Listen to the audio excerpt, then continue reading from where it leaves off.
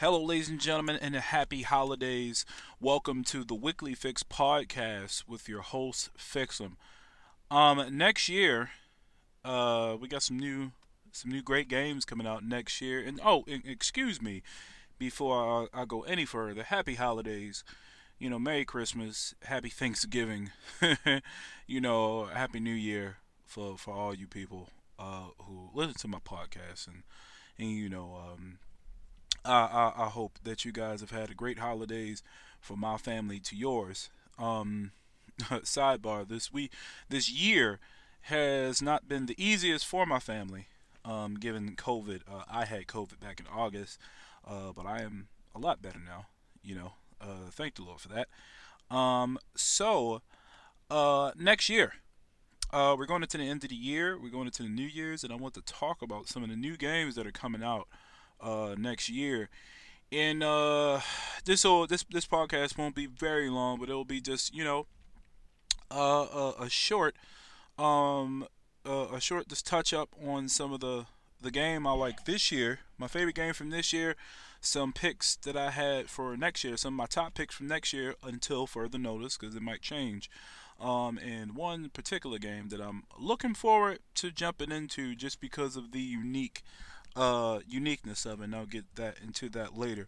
But first, my favorite game of this year, in 2020, I would have to say, goes to the Outer Worlds.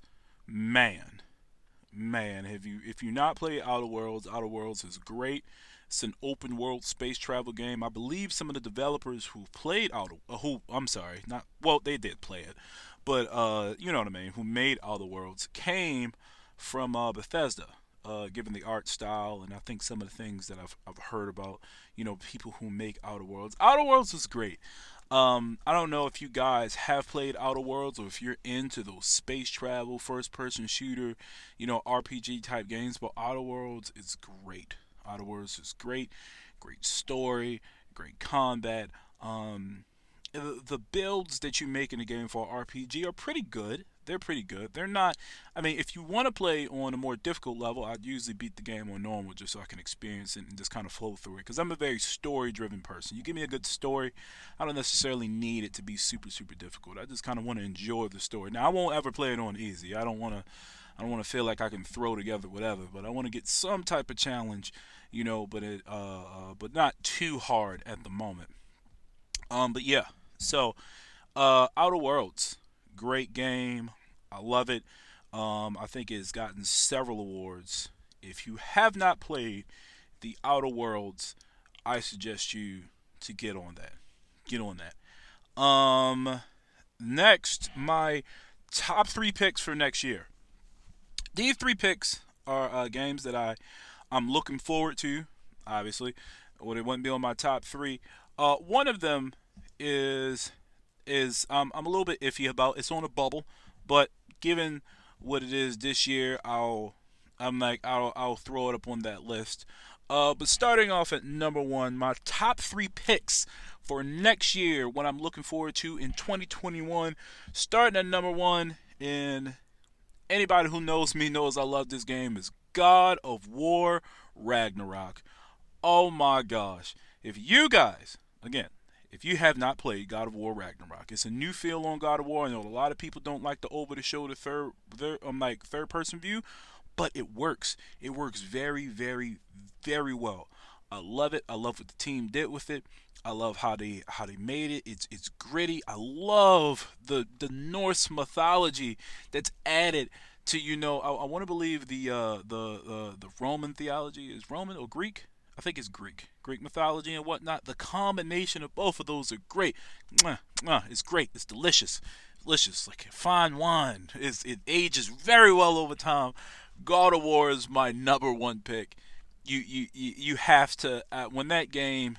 I hope that game does not come out early 2021. I hope it comes out later because around that time, PS5 will be widely available throughout the market. All the kinks and stuff will get worked out, but I got to put God of War as my number one pick. I have to. I absolutely have to. It'd be wrong if it was not on my personal list, given how much time I invested into playing that game and just completely beating everything that's on there. Quick shout out to the Valkyries. You guys suck. I hate y'all. Number two, my second pick of next year would be GTA 5. And this is the one that I said was on the bubble. Now, GTA 4 is good. It's very good. I enjoy it. It's funny. Some of me and my friends play it, and we jumped on and got some suits and went to the casino and played blackjack. It's funny as it sounds. We did nothing different than a person would do in real life, but it has so much different fun. The heist, the stuff that I'm being able to do with it, playing with friends and stuff like that, it's fun. Now the reason why I do put the game on the bubble, everybody loves. I don't know any too many people who don't love GTA. But this game, there's a lot of monetization that goes on, and especially with the casino. Uh, I wasn't too big of a fan of the casino. However, I do appreciate the fact they put a cap on how many chips that you can turn in. So I mean, if you can't just sit there and buy shark cards and then turn them into chips and you lose the chips and then complete the process. So I will give them respect for doing that. However, it's still on a bubble. Now here's the thing. Rockstar has done very well with advancing, gameplay and doing more innovative stuff with, you know, um, GTA 5. Because one of the things that I appreciate about GTA 5, and it's weird, but I don't know if you guys share the same feeling that I do, but I'm a fan of just doing some regular activities, like going into the club and listening to the music, sitting in front of the TV in your house and watching whatever channels come on, and just laughing at some of the actual intent they put in to these episodes. Like Republican Space Rangers is hilarious if you sit down and actually watch it.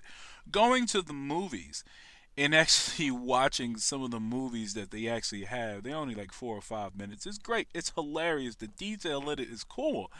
And for me, one of the things that I always enjoy is taking taxis. I love taking taxis. I'm lazy. When I play GTA, sometimes I want to be able to call a taxi, have somebody drive me to someplace, while I go and make me something to eat or take a bathroom break. It's pretty fun. I actually like that. But that's on the bubble. I don't know what it's going to. I'm not necessarily. I may not buy it day one. However, it's on the bubble because I may or I may not. I may not. I don't know. Depending on what I'm in. Because all this is predicated on how much time I will be investing into Cyberpunk 2077. That at this point in time, and I'm recording this, should be out by now.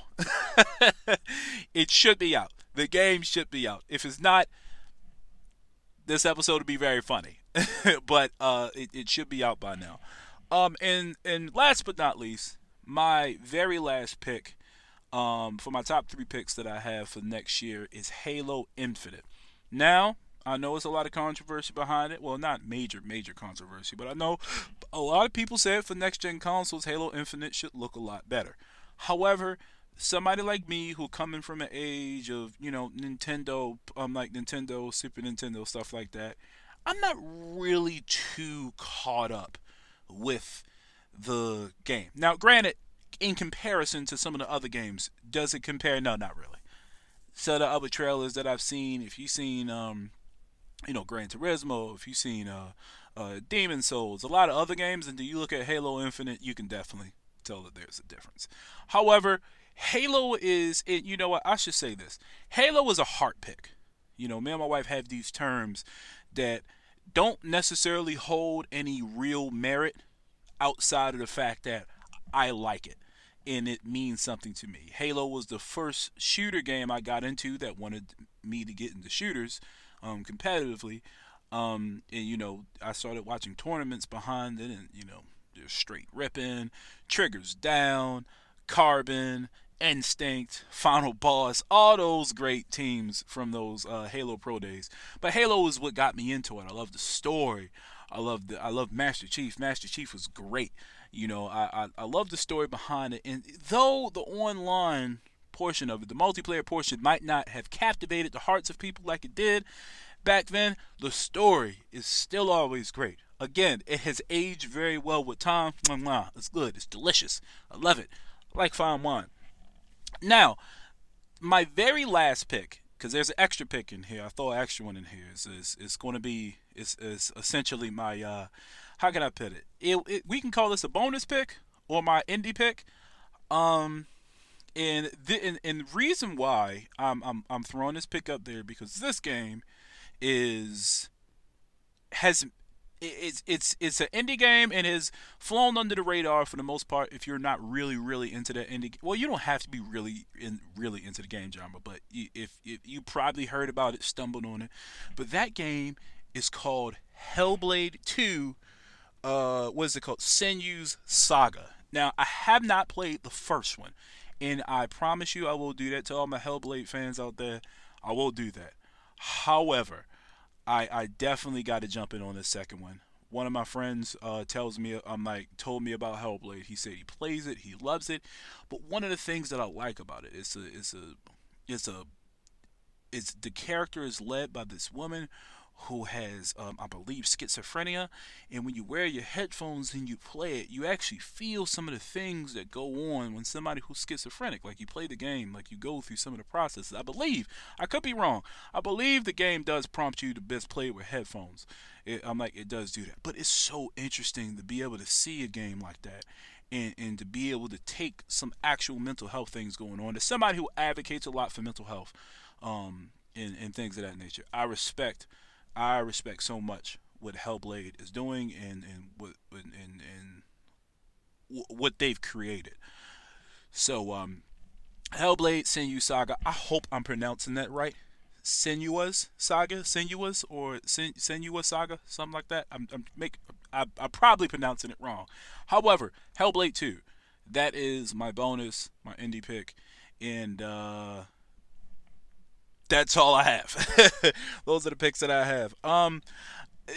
It's funny with those picks and the other picks, and I'm looking forward to these games. A lot has been affected with COVID-19 that is being out, and a lot has been going on with it, and I know it has affected game development in any case. So I know this year we might not have our minds blown as much as we would like to. However, let's hope for a better new year. Let's hope for better things to come, better health, better better everything, better games, and healthy time with games too. Because I know a lot of people. Well, I don't personally know a lot of people, but I know a lot of people. Um, play video games as a way to get away, and let's just make sure that we indulge healthy. I'm like in a healthy way in our games, and speaking of Hellblade, let's make sure we take care of our mental health. Mental health is important. I didn't want to go down this rabbit hole of mental health, but mental health is important.